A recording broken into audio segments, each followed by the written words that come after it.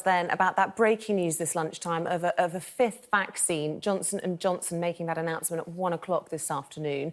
The vaccine's understood to be one of the cheapest at around £7 per dose. Just one dose is required, although trials of 2 doses are ongoing. Well, the vaccine can be kept refrigerated between 2 and 8 degrees Celsius for up to 3 months.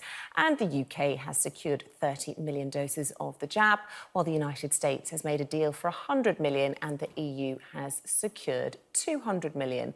Well, let's bring in our science correspondent, Thomas Moore, who joins us now. It's like waiting for a bus, isn't it, Thomas? Wait for these vaccines and then 2 come along in one day.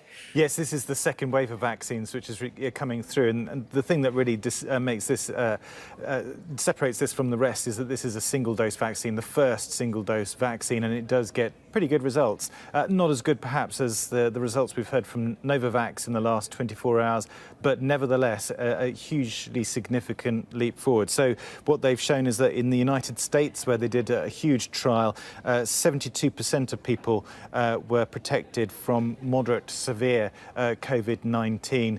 They also tested it, interestingly, in South America and in South Africa, and they got good protection there. So in Latin America, it was 66%, South Africa, 57%. That's where, of course, we've got new variants of the virus emerging, and the fact that it does get still pretty good levels of protection there, better than the flu vaccine would, for example, against the flu virus, does show that this is a decent vaccine. Now, why is one dose significant?